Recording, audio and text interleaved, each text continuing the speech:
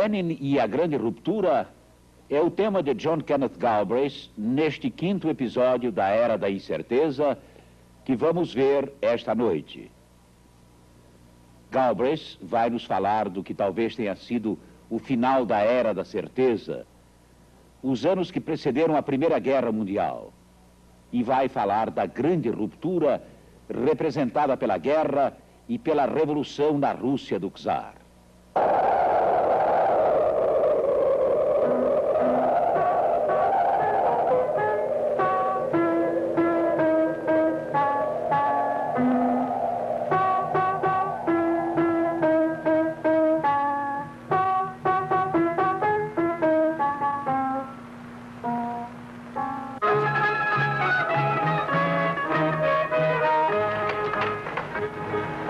Acredito que as pessoas de minha geração sempre verão a Segunda Guerra Mundial como a mais importante linha divisória da era moderna em termos de mudança. Hitler foi derrotado, o fascismo destruído, o socialismo penetrou até o centro da Europa. Seguiu-se a Revolução Chinesa. Os impérios coloniais chegaram ao fim. Que outras mudanças de maior importância poderiam ter acontecido? Existem, portanto, motivos para a nossa vaidade, mas se observarmos por outro ângulo, a Primeira Guerra Mundial provocou mudanças ainda maiores. Quando este café aqui em Cracóvia ainda era relativamente novo, ele servia como ponto de encontro dos intelectuais da época. Foi durante a Primeira Guerra Mundial que sistemas políticos existentes há séculos foram destroçados, algumas vezes em questão de semanas. Antes da Primeira Grande Guerra, os governantes tradicionais e os capitalistas não tinham nenhuma dúvida sobre o futuro deles. Acreditavam-se eternos. E os socialistas não tinham dúvida sobre o socialismo. Após a guerra, nada mais continuava tão certo assim. A Era da Incerteza estava começando. De certa maneira, a Segunda Guerra Mundial foi a última grande batalha da Primeira Grande Guerra.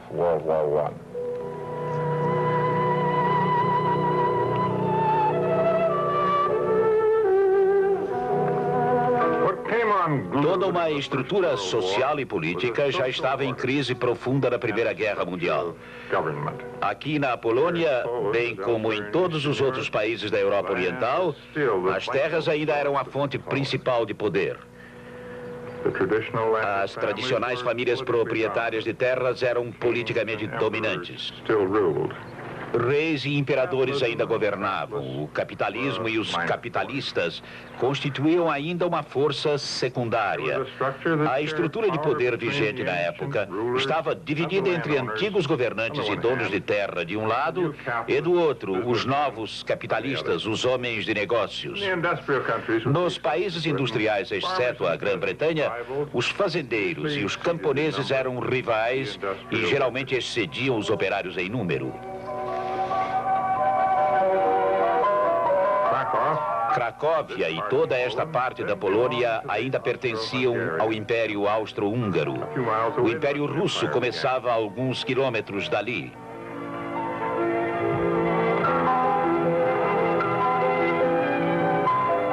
Imperialismo e colonialismo são termos que associamos à Ásia, África e América Latina.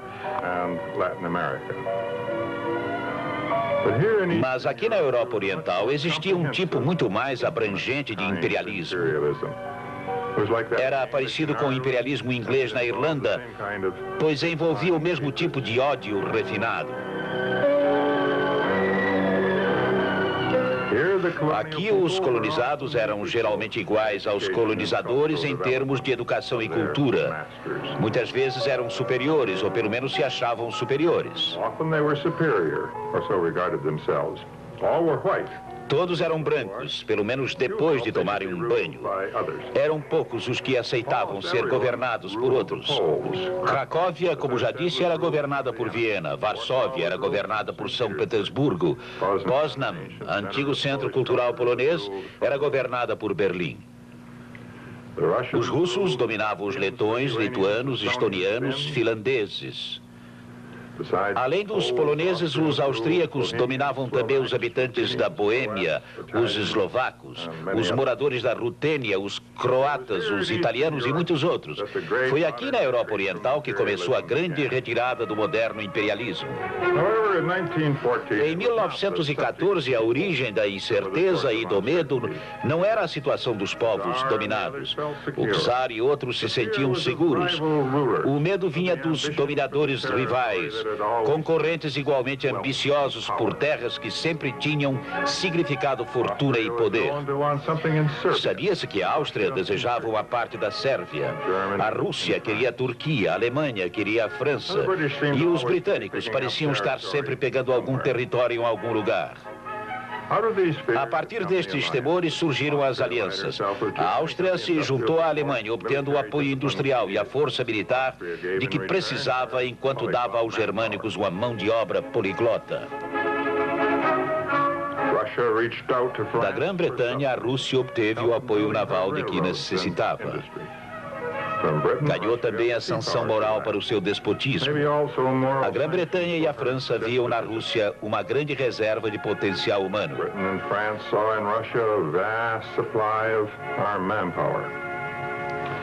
Isso fez com que muitos chamassem de rolo compressor o poderio russo no início da Primeira Guerra. Um rolo compressor que acabaria rolando principalmente sobre a própria Rússia. Creio que nenhum tema histórico tenha sido tão debatido como as causas da Primeira Guerra Mundial. Talvez grandes acontecimentos tenham tido causas simples. Lloyd George achava que as grandes potências às vezes tropeçam e caem na guerra. A rivalidade, a competição por mercados europeus e estrangeiros entre o capitalismo alemão e o britânico é quase invariavelmente citada e aceita pelos estudiosos dotados de sensibilidade razoavelmente sutil, embora outras competições semelhantes não pareçam causar tantos problemas atualmente. Existe uma explicação melhor. Desde os primórdios da experiência histórica, terras e homens constituíram a base das riquezas principescas e do poder. O que determinava a fortuna de um príncipe ou de um governante era a extensão e a qualidade de suas terras. E eram a extensão e a qualidade das terras que determinavam o número e talvez também a qualidade dos soldados sob seu comando. E daí a sua riqueza, e daí o seu poderio militar, e daí a importância territorial, a ambição territorial.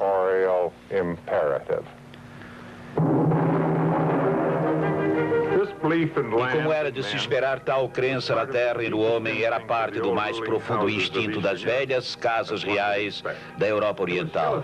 Era ainda um fator importante entre a França e a Alemanha.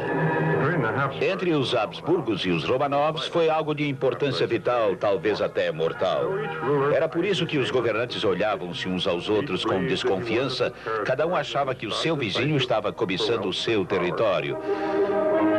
Todos tinham planos de mobilização meticulosamente detalhados, desenvolvidos durante décadas. E como bem se pode supor, todos eles criteriosamente previam que a luta fosse travada em território estrangeiro. Ninguém, nem mesmo os governantes, atentaram muito para as consequências políticas e sociais. Sempre houvera guerras. As classes dominantes haviam sempre sobrevivido. Elas sobreviveriam novamente.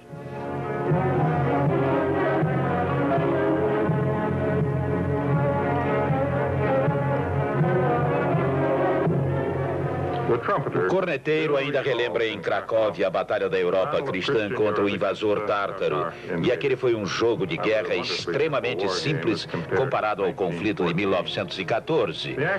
A mobilização, como acabei de dizer, previa a intenção de tomar posição no território de terceiros.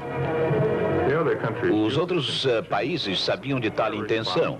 Sua reação foi a de se mobilizarem também como medida de precaução. Mas a mobilização presumia o ataque. E assim, iniciada a mobilização, todos se tornavam agressores. Tudo corria o risco de ficar fora de controle.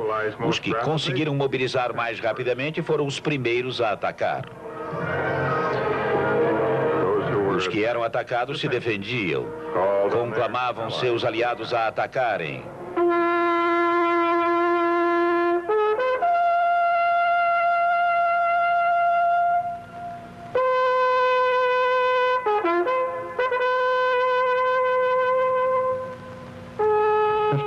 Os historiadores sempre falaram de uma reação em cadeia. Uma reação em cadeia tem resultados conhecidos. É preciso encontrar uma metáfora melhor. Na verdade, era uma reação mais bruta. Uma reação que ninguém podia prever como terminaria.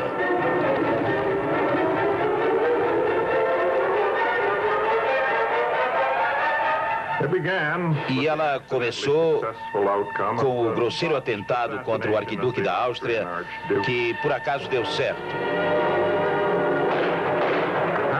Após os tiros disparados em Sarajevo, a reação se desencadeou. A Áustria deu um ultimato à Sérvia, acusada pelo assassinato. A Rússia apoiou seus amigos da Sérvia. A Alemanha, aliada da Áustria, ameaçou a Rússia. A Grã-Bretanha e a França, aliadas da Rússia, tiveram que advertir a Alemanha. A Alemanha declarou então guerra à Rússia. A França deu um ultimato à Bélgica. A Grã-Bretanha declarou guerra à Alemanha. A França declarou guerra à Áustria e a Grã-Bretanha seguiu o exemplo francês. A Áustria declarou guerra à Bélgica, que a Alemanha já havia ocupado extraoficialmente. Montenegro, que não era exatamente uma potência mundial, juntou-se aos aliados contra a Áustria. Mais tarde, os turcos se aliaram aos regimes da Europa Central contra a Rússia. O Japão juntou-se aos aliados, anexando possessões alemãs na China. Os japoneses, com uma sabedoria milenar, se limitaram a olhar o conflito. Era uma boa ideia de como ir à guerra sem lutar. A vida tinha sido maravilhosa para a antiga classe dominante, a aristocracia rural e os capitalistas. Eles tinham poder, prestígio, riqueza e segurança. Poderia alguém pensar que estes privilégios sobreviveriam ao conflito? Como veremos em seguida, ninguém pensou nessa possibilidade. Embora os governantes não houvessem considerado as consequências sociais da guerra, os trabalhadores haviam pensado nisso. Os seus líderes não eram assim tão avessos ao esforço mental e haviam pensado muito sobre o que uma guerra significava para o proletariado. Os trabalhadores descobriram que eles seriam as vítimas naturais da guerra. Por isso, começaram a pensar em sua própria sobrevivência. Eles se uniriam por cima das fronteiras geográficas para se protegerem.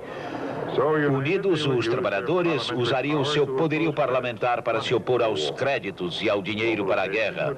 A mobilização bélica seria paralisada, se necessário, com greves. Em último caso, a arma final seria usada a greve geral. Cessaria toda a produção, toda a vida econômica seria suspensa. Os belicistas seriam derrotados pela força maciça de seus próprios operários. Isso não ocorreu. Democratas sociais alemães eram o modelo universal do partido do proletariado. Na hora do perigo, disse o seu líder, quando chegar a hora, não abandonaremos nossa terra natal. Eles votaram a favor dos créditos para a guerra. O mesmo aconteceu em Viena. E também com os socialistas franceses. O governo francês tinha um plano abrangente para o protesto dos prussianos. Prisão dos líderes grevistas, mobilização dos arruaceiros. E para a grande tristeza de alguns de seus idealizadores, o plano teve que ser engavetado. Não era necessário.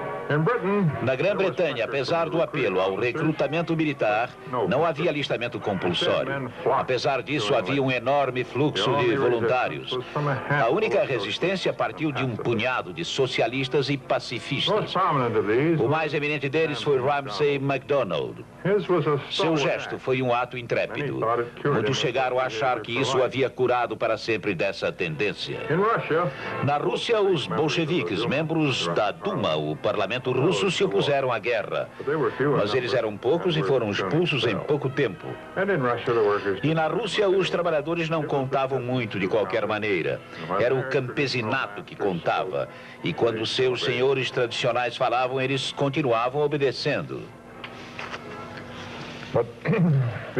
Tais acontecimentos, entretanto, tinham especial interesse para um eminente habitante da Polônia, Vladimir Ilyich Ulyanov, conhecido como Lenin. Ele morava aqui em Cracóvia, o local mais próximo à fronteira russa a que ele tinha acesso. Após ter estado na cadeia e cumprido uma pena de 3 anos na Sibéria, estivera exilado desde o início do século, com exceção de alguns poucos meses em 1905. E como Cracóvia estava próximo à fronteira russa, os revolucionários iam e vinham constantemente, muitos deles para visitar Lenin, que já naquela época era um revolucionário famoso, mas ilegal, embora a ilegalidade fosse um modo de vida rotineiro para estes senhores.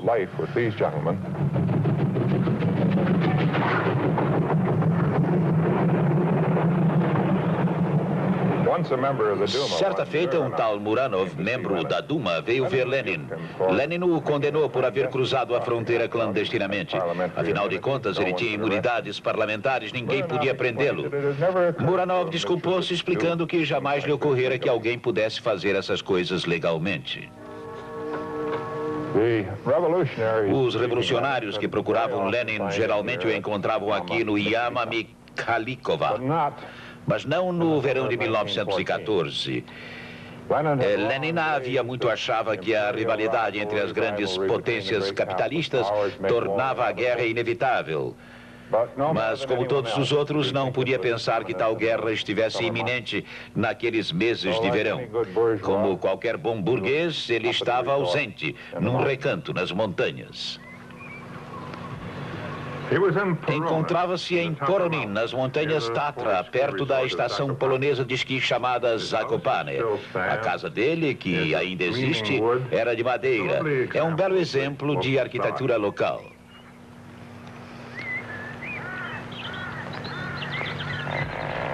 Lenin fazia 44 anos naquele verão.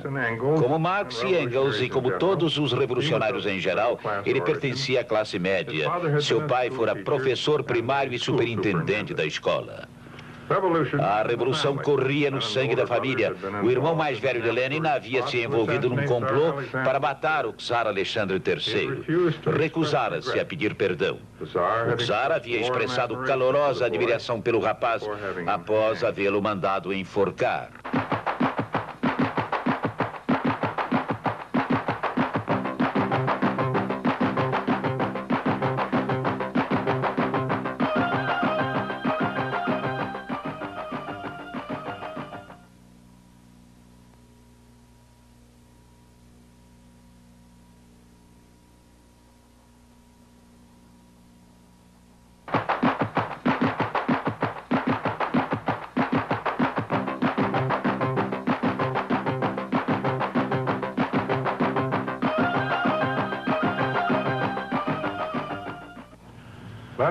A mulher de Lenin, Krupskaya, deixou um relato já consagrado da vida incomum do casal. Lenin adorava as montanhas e a música, especialmente a patética de Beethoven. Ela deixou um relato sobre aquele verão quando eclodiu a guerra. O ar era maravilhoso e, apesar dos frequentes nevoeiros da garoa, a vista das montanhas, nos momentos em que tudo clareava, era muito linda. Passeávamos bastante, visitamos o Chernstav, um lago nas montanhas de beleza fora do comum, e outros locais nas montanhas. Foi Marx que nos deu a nossa imagem de um revolucionário. Barba, cabelo despenteado, mal vestido, mal alimentado. Lenin era limpo, bem vestido, conservador. Parecia mais um contador diplomado. A sua chama revolucionária estava na intensidade de seus propósitos e nos seus discursos. Há cerca de uns 15 anos fui visitado em Cambridge por um historiador soviético. Era um homem idoso que servira na cavalaria de Budenin durante a Revolução. Ele conhecera Lenin. Lenin, para seu grande orgulho, lhe havia dito que ele era o único caso conhecido de um membro de cavalaria dotado de inteligência. Perguntei-lhe se poderia descrever os líderes revolucionários, como se lembrava deles, como os havia visto, e ele, sorrindo, me disse: bem, quando Trotsky falava, nós ficávamos em transe, mas quando Lenin falava, nós marchávamos. Lenin era discípulo de Marx, não seu escravo. Em assuntos importantes, ele suplantava seu mestre. Numa de suas mais notáveis observações sobre a Revolução, Lenin disse: a meta não é atingir uma unidade indiscriminada, mas sim uma unidade em prol da impiedosa luta revolucionária do proletariado contra a classe governante. Essa sua convicção foi confirmada quando os partidos trabalhistas da Alemanha e da França votaram a favor da guerra. Anteriormente, todos aqueles favoráveis ao socialismo e ao triunfo das massas eram chamados de sociais-democratas. Depois disso, com Lenin na liderança, os realmente comprometidos passaram a ser denominados de comunistas. E, embora relutando, Lenin discordou de Marx sobre o papel dos camponeses na Revolução. Tratava-se de uma questão eminentemente prática. Lenin era russo e a Rússia era um país agrícola. Em 1890, quando Lenin estava se iniciando nas ideias de Marx, existiam apenas 2,5 milhões de operários em todo o Império Russo.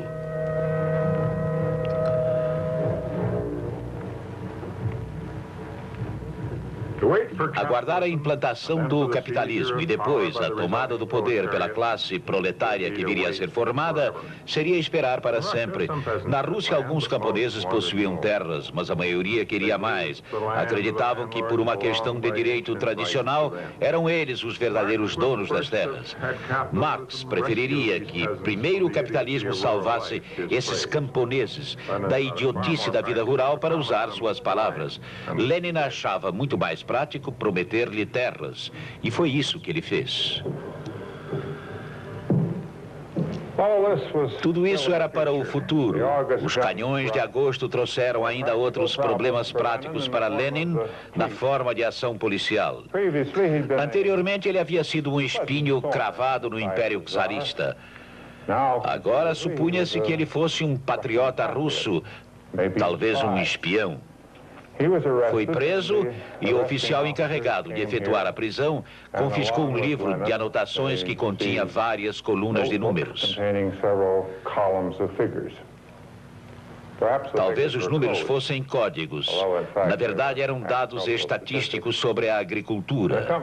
Um oficial que acompanhava a diligência ridicularizou aquela preocupação policial. Sugeriu que talvez um pote de creme que encontraram aqui no quarto de Lenin fosse uma bomba.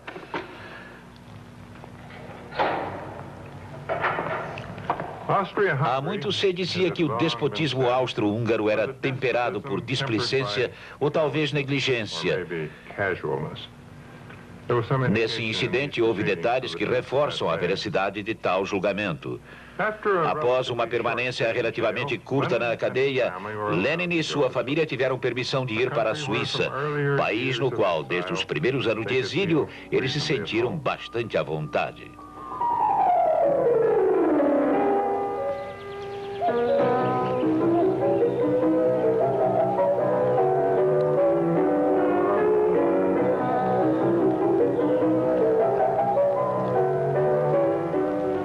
Enquanto isso, os camponeses e membros de todos os grupos étnicos dissidentes recebiam armas e eram convocados para o exército imperial. Hoje, esta decisão é considerada um ato de máxima estupidez. Para onde poderiam tais armas apontar caso as coisas ficassem fora de controle?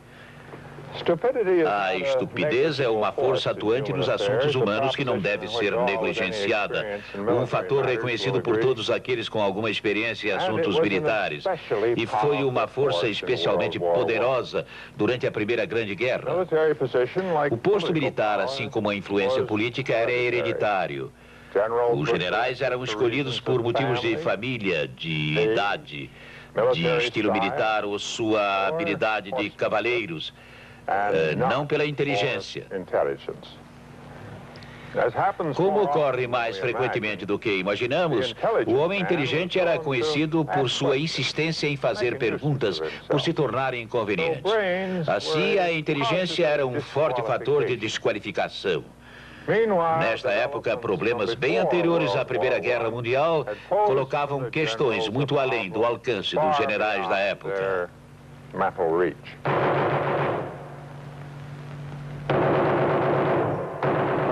Em 1914, a tecnologia militar havia avançado bastante nas armas de pequeno porte. Tratava-se de uma engenharia barata e simples. Seu produto mais nobre era a metralhadora. Uma só metralhadora bem operada valia por uma centena de homens avançando armados de fuzil. Para essa arma, os velhos generais do velho sistema tinham uma única resposta básica: enviar contingentes sempre maiores de homens para avançar contra a metralhadora depois da pesada carga de artilharia. As metralhadoras, em número suficiente, invariavelmente sobreviviam a tal ataque. E os homens que avançavam não sobreviviam. Os líderes políticos, por sua vez, não podiam pensar em coisa melhor do que confiar nos generais. E foi desse misto de circunstâncias banais e mentes simplórias que surgiu a prova suprema do sistema. Os verdadeiros revolucionários eram os generais da França e do Front Oriental.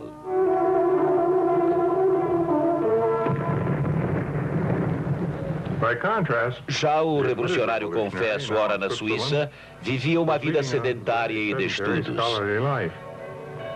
Lenin, em Berna, lia, escrevia suas conferências e esperava. O dinheiro era pouco, embora recebesse algum de sua família e de amigos na Rússia. Tais remessas não eram bem controladas durante aquela guerra, como passaram a ser posteriormente. Não lhe faltavam companheiros. A Suíça, nos 20 anos que precederam a Revolução Russa, podia ser considerada pelos padrões modernos um lugar incrivelmente liberal e tolerante. Existiam mais revolucionários russos na Suíça do que na própria Rússia. E certamente eles eram mais influentes. Como passavam a noite inteira discutindo, os donos das hospedarias cobravam-lhes mais caro.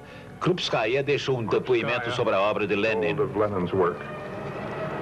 Ilitch dedicava-se ardentemente à mobilização das forças para a luta no Front Internacional. Certa vez, ele exclamou: "Não importa que agora somemos apenas alguns poucos. Milhões estarão conosco." Morávamos em Berna, em Distelweg, uma rua pequena, limpa e tranquila, junto à floresta de Berna. Costumávamos, às vezes, nos sentar e conversar durante horas a fio, enquanto Ilitch fazia anotações dos seus discursos e artigos e aprimorava suas formulações. Enquanto os generais trabalhavam por ele na França e na Rússia, Lenin encontrava tempo para tirar férias.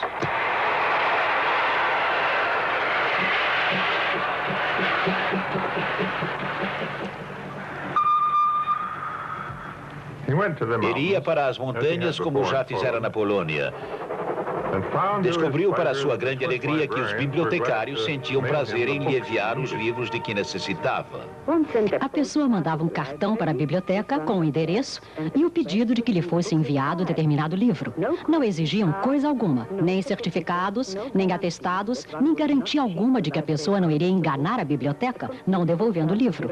Um contraste flagrante com a burocracia francesa. Isso permitiu que Ilitch trabalhasse aqui neste local tão remoto. Ilitch só tinha elogios para a cultura suíça.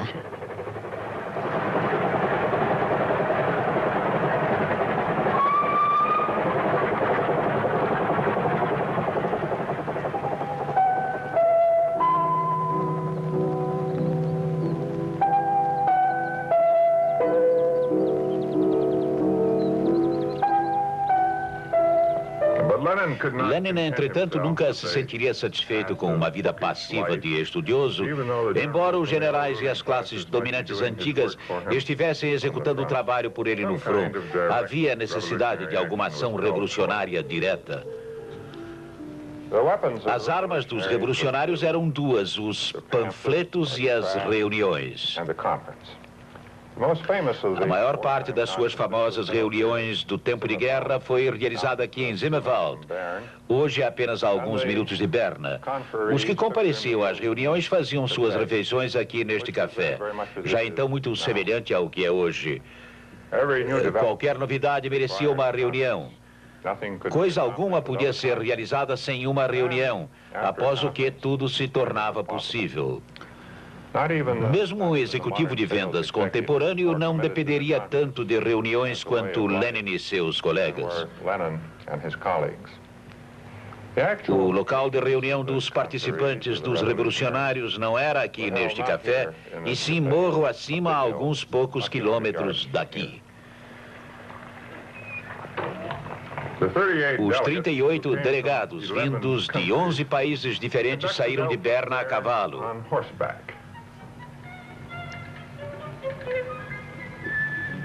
Como conspiradores, estavam em boa forma. Não lhes foi revelado o destino, embora muitos tivessem feito perguntas. De acordo com os habitantes da região, eles se diziam ornitólogos, observadores de pássaros.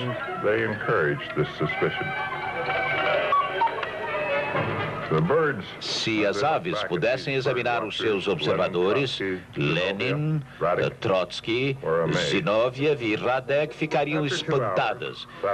Depois de 2 horas de cavalgada, todos doloridos, eles encontraram a pequena aldeia. A reunião deveria começar às 4 horas daquela tarde. Sempre achei que devíamos entender melhor o significado de uma reunião. Raramente são realizadas para intercâmbio de informações ou para a tomada de decisões. Muito mais comuns são as reuniões para divulgar objetivos comuns, demonstrar aos participantes que eles não estão sozinhos, levantando assim o seu moral.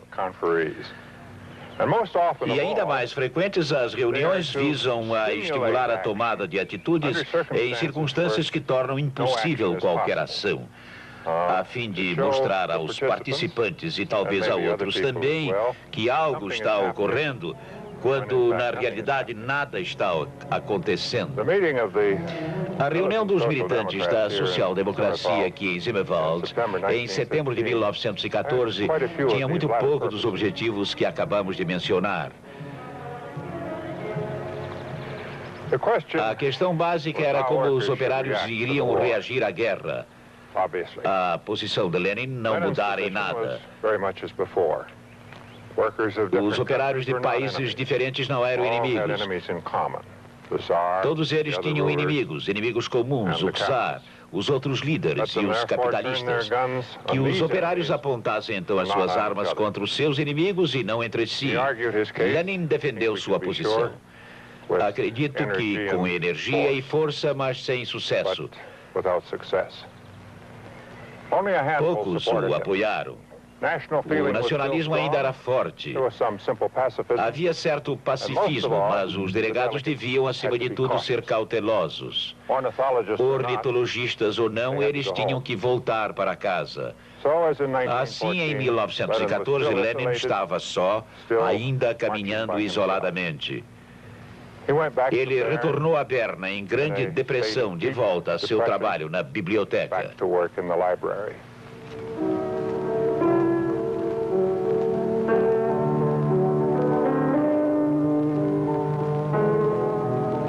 Durante o outono de 1915, frequentávamos ativamente as bibliotecas como nunca havíamos feito antes. Mas tudo aquilo não podia apagar a sensação de estarmos aprisionados naquela gaiola democrática. Em algum outro ponto, emergia uma luta revolucionária. A vida estava em movimento, mas era tudo tão longe de nós.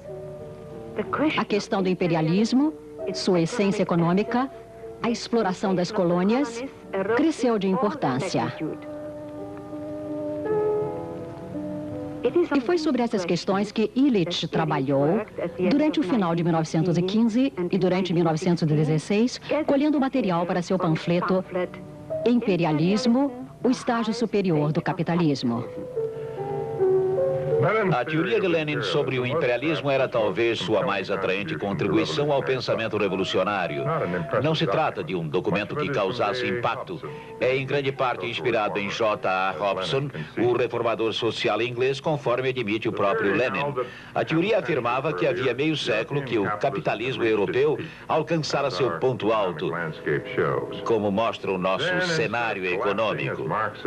Depois, ao invés do colapso previsto por Marx, o capitalismo tornou-se mais forte.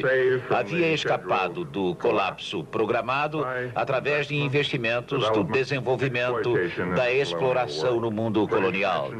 O proletariado britânico, francês e alemão colheu alguns benefícios. Eles, na verdade, estavam montados nas costas dos povos coloniais. Para o capitalismo, as colônias eram sinônimo de sobrevivência. E assim, da luta pela sobrevivência, surgira a guerra. Houve outra consequência ainda mais importante. Anteriormente, o socialismo fora considerado muito importante para os trabalhadores dos países avançados do Ocidente.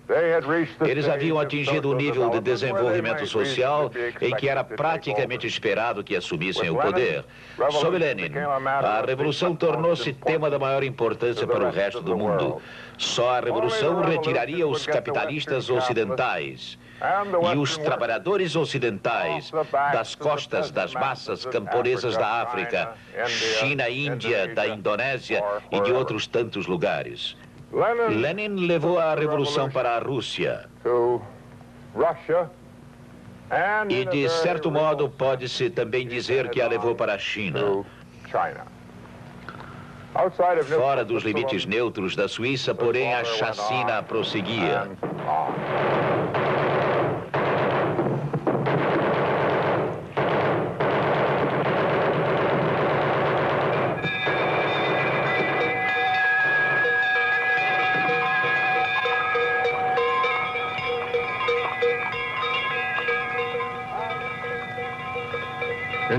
Em junho de 1916, o ano da maior carnificina do mundo ocidental, Lenin acabou de escrever o seu imperialismo. Em abril, ele descobriu que era a hora de usar a sua segunda arma, as reuniões. Desta vez, eles se reuniram em Quientalo, um lugar mais remoto. Os operários ainda precisavam ser convencidos a apontar suas armas contra as classes dominantes. Mas Lenin era agora apoiado por 12 e não mais por 8 delegados. Um ganho modesto, porém significativo. Foi aprovado um manifesto bem audacioso. Lenin e sua mulher se sentiram encorajados. Ou, quem sabe, assoviavam para manter alto seu moral. Eis o trecho-chave da resolução. É óbvio que a ação revolucionária das massas durante a guerra só pode levar à transformação dessa guerra imperialista numa guerra civil a favor do socialismo. A luta por uma paz duradoura só poderá tomar a forma de uma luta pela vitória do socialismo.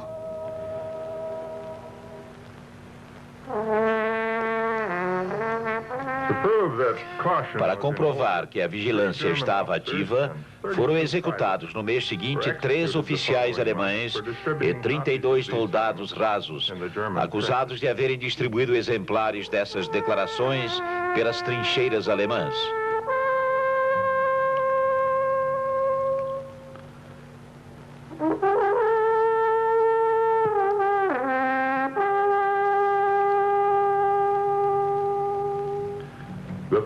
O primeiro apelo claro ao rei e à pátria havia desaparecido. Pessoa alguma teria mais dúvidas sobre o que era uma guerra, mas a minoria dissidente ainda era muito pequena.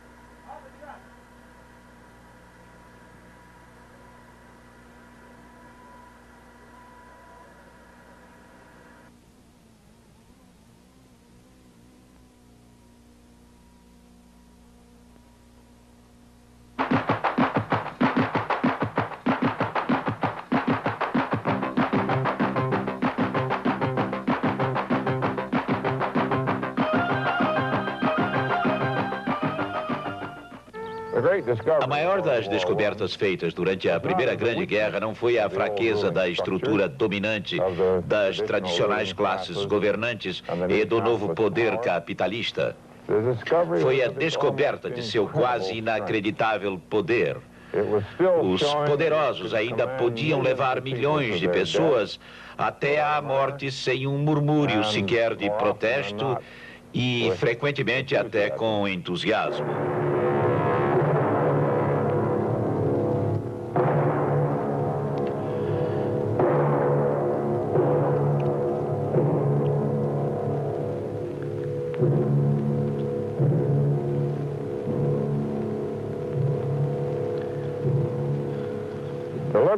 A libertação total da França custou em 1944 a todos os aliados cerca de 40 mil vidas.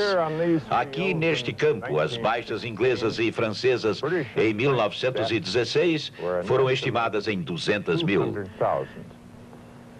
Em Verdun, naquele mesmo ano, 270 mil soldados franceses e alemães foram mortos.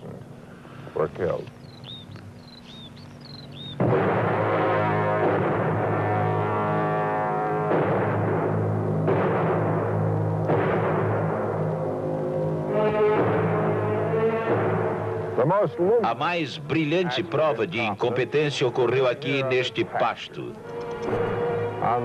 No dia 1º de julho de 1916, o regimento de Newfoundland atacou, saindo das trincheiras que ainda podem ser vistas e passando sobre crateras produzidas pela explosão de bombas que também ainda podem ser vistas.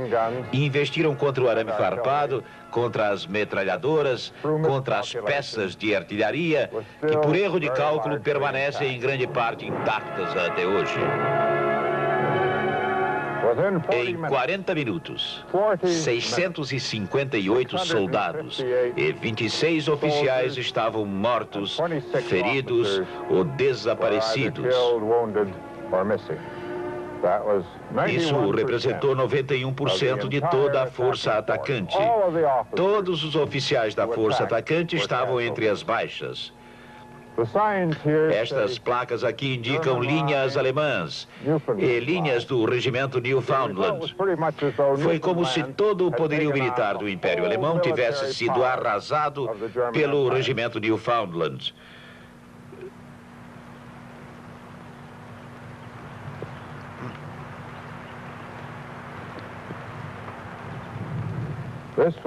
Foi esta a prova, e pelo menos no início não houve tentativa alguma de disfarçar a natureza da guerra.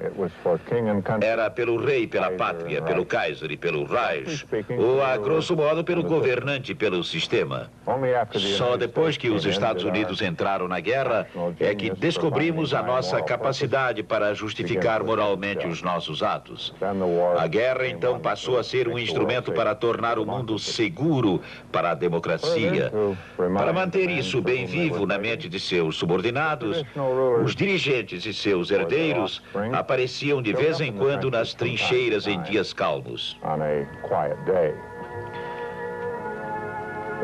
Os homens tinham uma percepção muito mais acurada do sistema do que os seus próprios superiores. Aceitava-se como ponto pacífico na Primeira Guerra que os soldados fossem levados até a morte por seus chefes, oficiais que haviam ocupado seus postos por questões de hierarquia ou de status social mais alto.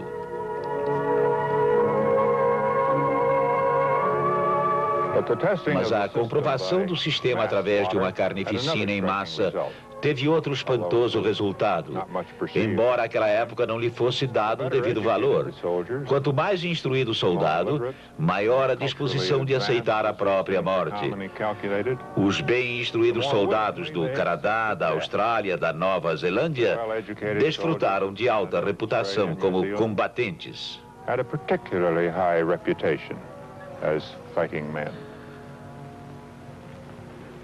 Da mesma maneira, quanto mais madura a sociedade capitalista, melhor combatiam seus homens.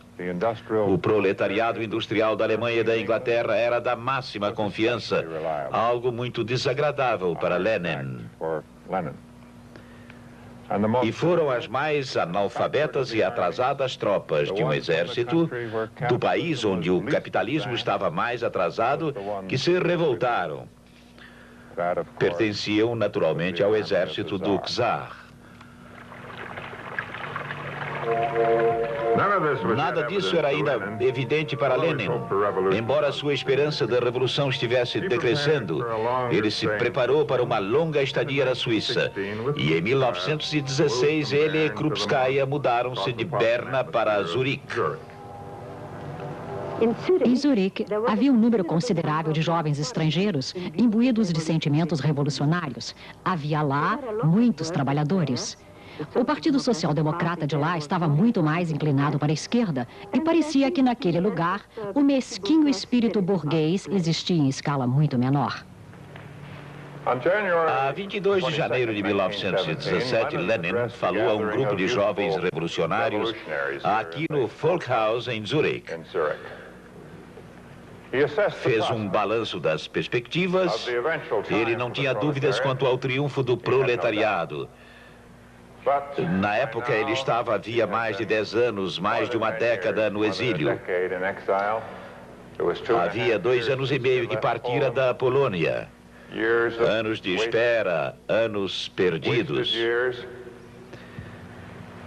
E nas palavras tristes de sua mulher, foi assim que Lenin encerrou sua palestra. Nós, da geração mais antiga, talvez não estejamos vivos para presenciar as batalhas decisivas da revolução que está próxima a chegar. Ele estava errado. Certo dia, logo após o jantar, enquanto Ilitch estava se aprontando para ir à biblioteca e eu acabara de lavar a louça, Bronsky rompeu porta dentro com a notícia: "Vocês não souberam ainda? Estourou uma revolução na Rússia." E contou-nos então sobre o que fora publicado nas edições especiais dos jornais. Fomos até o lago, onde eram afixados todos os exemplares dos jornais assim que saíam. Lemos e relemos várias vezes os telegramas. Realmente era verdade. Havia uma revolução na Rússia.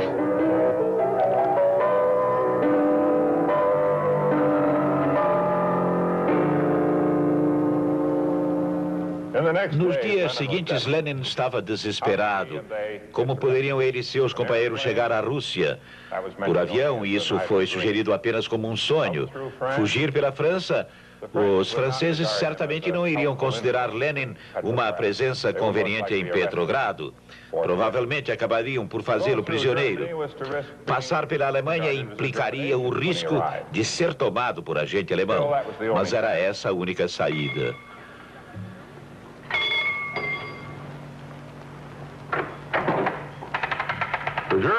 Os alemães, diante das mesmas evidências, chegaram a uma conclusão oposta. Para eles, seria excelente que Lenin estivesse na Rússia. Um inspirado criador de casos, um socialista suíço, Fritz Platten, finalmente resolveu a questão. Lenin e cerca de 20 companheiros seus iriam atravessar a Alemanha. Seria um trem extraterritorial, um trem não alemão. Está aí um conceito de difícil compreensão. Melhor e mais fácil falar em um trem lacrado. Sempre se imaginou que os alemães queriam ficar protegidos da infecção leninista.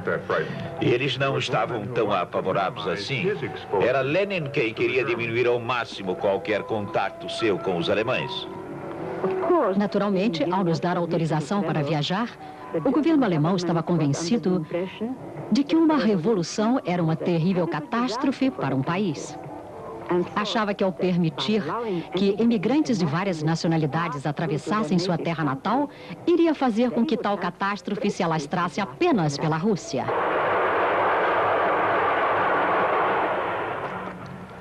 Os bolcheviques não estavam preocupados com o que o governo burguês alemão estivesse pensando. Lenin estava muito mais preocupado com o que o povo russo pensaria dessa ajuda dos alemães. Preocupado com a recepção que iria ter. Foi, portanto, uma experiência dolorosa. No dia 3 de abril de 1917, eles chegaram à estação da Finlândia. Lenin ainda se encontrava a alguma distância do poder. Mas o regime czarista havia se revelado não só anacrônico, como também profundamente incompetente. Seus generais, com algumas lapidares exceções, faziam com que Haig e Pétain parecessem gênios. O exército czarista afundou em sua própria incompetência.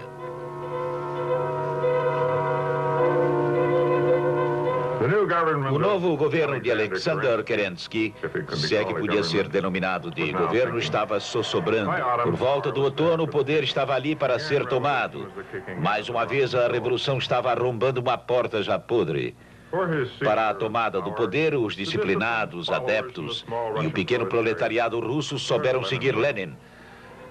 No final, a resistência não foi muito grande. Houve muita excitação, mas pouco derramamento de sangue.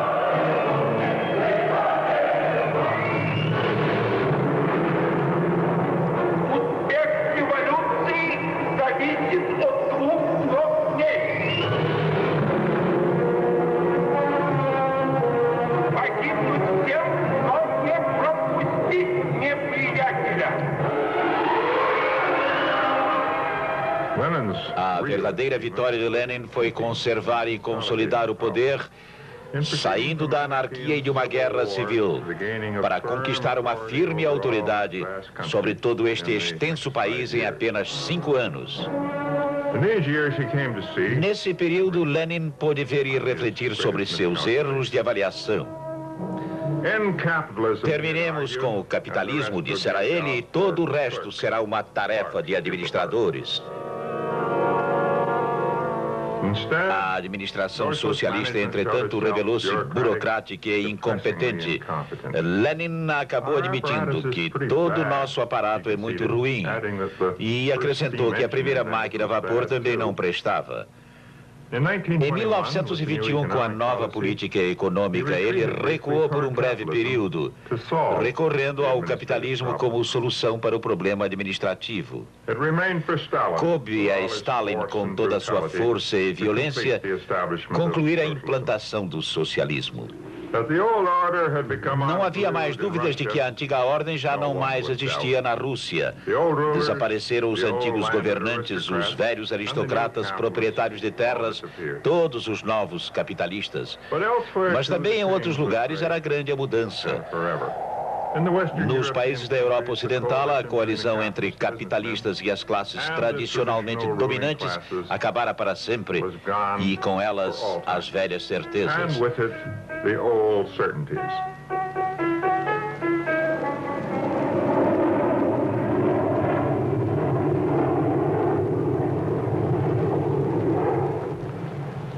A nova coalizão era entre os negociantes pequenos ou grandes e os sindicatos. Era menos coerente que a coalizão antiga de capitalistas e classes tradicionalmente dominantes, mas era igualmente real. Aqui, portanto, começa a era da incerteza. Começando aqui em Turim, a terra da Fiat, vemos o problema industrial que Lenin não previu. O capitalismo puro, seus negócios empresariais, exigindo uma administração cuidadosa e disciplinada. Foram estas as razões que trouxeram os soviéticos a procurar na Itália a ajuda da Fiat para desenvolver e melhorar sua indústria automobilística. Os Fiats são feitos aqui. Seus irmãos gêmeos são fabricados nas margens do Volga. Peter Kapitsa, um grande cientista soviético, disse uma vez numa visita à Universidade de Harvard que os automóveis não faziam parte do instinto do povo russo. Talvez tenha sido essa uma das razões para a vinda dele até aqui. Mas tudo isso pode ser apenas porque os engenheiros da Fiat e os da Rússia usam maquinária, equipamentos e linhas de montagem tão semelhantes que lhes permitem fabricar automóveis iguais em Turim ou em Toliatgrad. Tanto a organização como os testes de desempenho são idênticos.